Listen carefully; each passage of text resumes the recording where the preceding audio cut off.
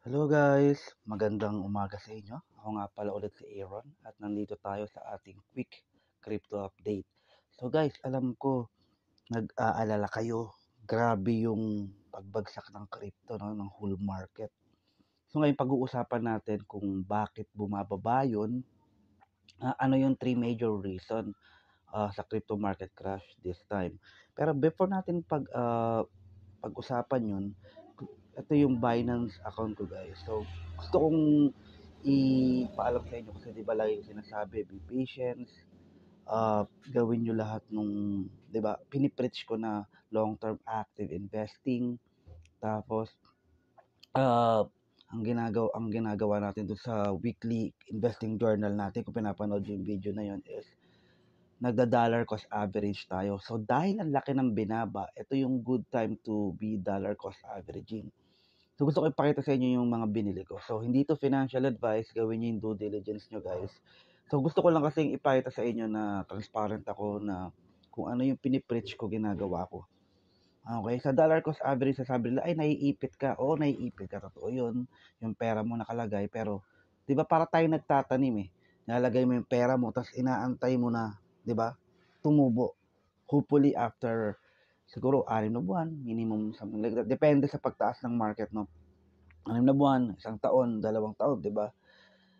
Kasi kung wala pa nga to, yung pagbaba na to, wala to. Kung galing ka nandito ko na noong 2021, maintindihan mo yung sinasabi ko. Noong 2021, grabe yung binaba ng crypto. Grabe. Yung paglagay ko, 30-50% yung nilugi ng pera ko isang buwan, di ba? 80%, something like that. So, yung pagbaba ng crypto kahapon, which was 20%, 30%, that's normal. Normal lang yun. Okay? So, gusto ko lang ipakita sa inyo na kung ano yung pinipreach ko, kung ano yung sinasabi ko, ginagawa ko. So, gaya na ito yung mga binili ko kahapon guys, nag-dollar ko sa app. Siyempre, empleyado lang ako, limited lang yung pera ko. Kagaya nyo lang ako, retail investor lang din ako. And ito yung mga binili ko, no? So, Omni, DYDX, ayan, bumili ako $50. Sorry, $45 lang pala yung DYDX, Omni $50, Gitcoin $50, Mobox $50, Cyber ito 9, hiwalay ito. At I think 50 rin to yan, $50 din yan, Cyber, no. ARPA $50 din yung binili ko, Loka 50 rin to, nakahiwalay iba. So Cadena 50, yan, dalawa yan, nahiwalay lang. Bili ako ng Cadena, layer 1 chain ko yan. PYR, Vulcan Forge, di ba? 50 rin yan. WaxP 50, PNP. Ito yung karugtong na hiwalay. So kung papansin nyo, puro gaming tokens yung binili ko, majority, no. Sandbox, bumili ulit ako, $50. Okay, itong huli, ito yung sinasabi ko sa'yo, binenta ko yung balancer ko, ang laki ng lugi ko. Okay? So, okay lang. Huwag tayo mag-focus dyan. Ito yung sinasabi ko sa inyo na, itong balancer, ito yung nakarang video na sinasabi ko sa inyo na nakasama siya sa monitoring tag, kaya binenta ko na siya kahit lugi ako, that's okay. Panoorin niyo yung video ko na yon na about monitoring tags.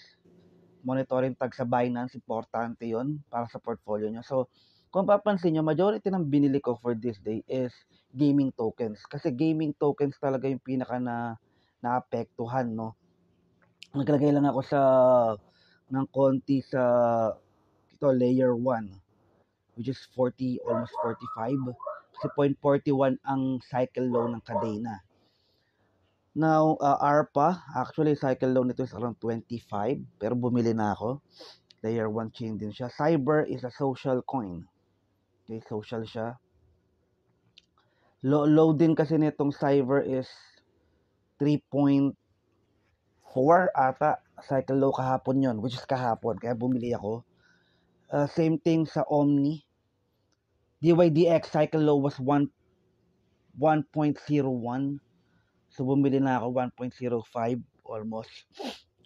Kaya nagbili na ako. And Omni, which is was all-time low niya rin kahapon dahil nga bagong coin to.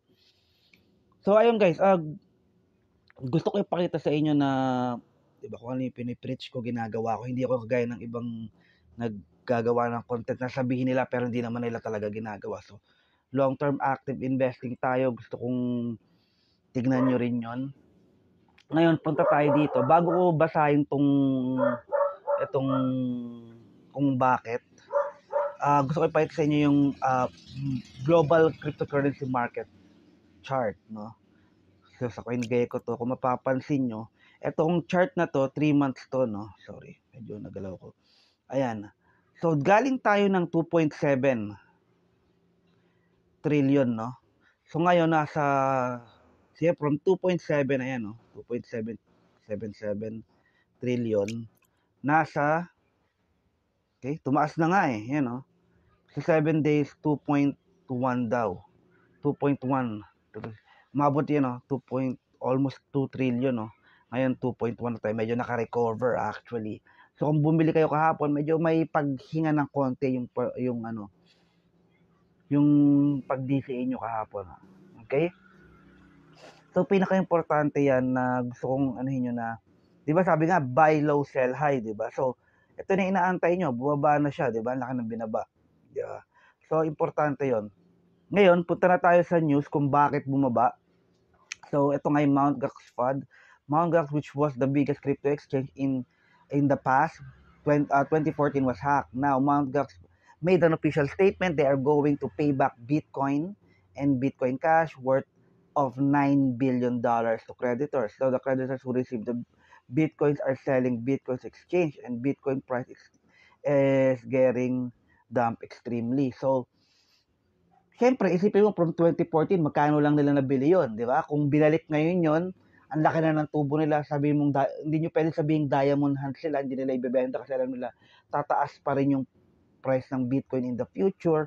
Pero siyempre, magte-take sila ng profit. So, understandable naman yun. Nauna sila sa space, di ba? So, that's okay.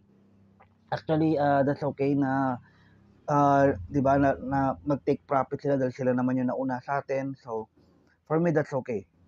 So, kaya ito yung isa to sa major na dahilan, no? Pangalawa, yung Lebanon and Israel war, second reason of the market collapse is Israel attack Lebanon. So, kakaroon ng gera, no? And Lebanon aggressive response to this attack are adding fuel to market crash. So, kakaroon ng gera, no?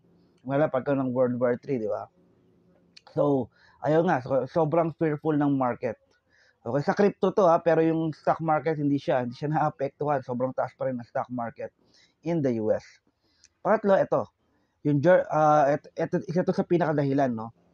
German government massive sell of Bitcoins in the past few days. German government is selling the Bitcoins currently they are holding worth of billions dollars of Bitcoin. Currently, they sold 7,583 Bitcoins worth of $434.9 million. These are the major reason of the market crash. So, I really hope that the market will recover soon. So, guys, like ko sabihin sa inyo na that's healthy, no? Actually, ang baba pa nga nung binaba ng Bitcoin, that's 5%. Pero ang naapektuhan yung altcoins. Kaya kung kayo, ang altcoins talaga mabilis bumaba. Pero mabilis din sila mag-recover. So, ang pinaka-importante is bumili ka kapag bababa. Kaya lagi kong pinipreach na kada sahod nyo, mag-ipon kayo. Pag mababa, pag below ng dollar cost average nyo, bumili kayo. And that's okay. Ganun ang ginawa ko. Ang laki ng binaba ng portfolio ko, but that's okay. Para sa akin kasi naniniwala ko na magbabounce back naman yung crypto. Okay? So, isa to sa mga, ito yung tatlong dahilan, guys. So, wag kayo kabahan. That's okay. That's normal. Sa akin kasi, nung 2021 yun, umiikot yung sikmura ako 2022 dahil hindi pa ako sanay na 20, 50%, minsan pa nga 90% yung sa Luna, Terra Luna crash, no? So, yung FTX, debacle, and yung Three Arrows Capital na na-bankrupt sila. So, kung di kayo sanay, yun, talagang nakapanlubo. Pagkalagay mo ng 10, naglagay ka ng 20,000, sahod mo isang buwan, pagtingin mo, 50% na, isang buwan pa lang, di ba? Ang importante dyan yung pag-ipon mo, lagay ka lang ng lagay. Kasi eventually, the market will turn back at lahat tayo magkakaroon ng gains. Lahat ng patience, yung patience nyo, it will be rewarded, no? So, ayun lang, mga ka-crypto fanatics na kagaya nyo, just be patient. Lagi kong sinasabi yan, be patient. siguro 2 years, 'di ba? Kung matutuloy nga yung bull run na sinasabi nila, we will get there. Kung hindi man, be patient. Crypto is a new field na talagang ang ano lang kasi ng crypto, mabilis talagang gumalaw yung prices. Same with the stock market, kaya lang mabilis siyang gumalaw. 24/7 siya, kaya ang ganda niya i-trade kahit nasaan ka, 'di ba? Unlike kasi ng sa US kasi, hindi mo alam kung ano unlike Pilipinas, ako sa Pilipinas, nag-iinvest ako sa Philippine stock market. Yung ibang pera ko nilalagay ko doon. Sa US, hindi gaano kasi nga, hindi ako pamilyar, 'di ba? Makikita mo yung mga metrics nila, mga yung fundamentals kasi may financial statement 'yan. Kaya lang unlike dito sa Pilipinas, makikita mo mismo ay nagsarado yung All Home. Ay yung Pure Gold, ang dami bumibili. Ay yung Jollibee, so makikita mo talaga ng mata mo, ay may mga bagong Jollibee na nag-open, ay bagong SM nag-open. So you will be aware na talagang gumaganda yung fundamentals ng company. Like sa US, hindi tayo familiar kung ano ba talaga, ano bang company talaga yon, 'di ba? Ano ba yung feedback ng mga tao sa company na yon. So hindi ka aware. Unlike dito sa Pilipinas, aware ka. Sa crypto naman kasi more on Twitter, syempre the whole world yan, tas more on the internet side lang siya. So importante yan, Twitter, Telegram, titignan mo yung mga socials nila, nagiging ano ba sila, nag-engage ba sila sa community nila, anong sinasabi ng community nila. Importante yan kasi mamaya puro lang sila pagpapataas ng presyo, walang fundamentals na nangyayari. Okay, so lagi yung gagawin yung due diligence before kayo mag-invest, and salamat sa panonood. So guys, tandaan nyo, patience lang, paulit-ulit ako, magkakaroon ng heavily rewarded tayo, no? Okay, pagka nag-bounce back yung market. And salamat sa panood. Ako nga pala si Aaron, and bye for now and see you in the next video. And kung nag-enjoy kayo, kindly like and subscribe. Bye for now.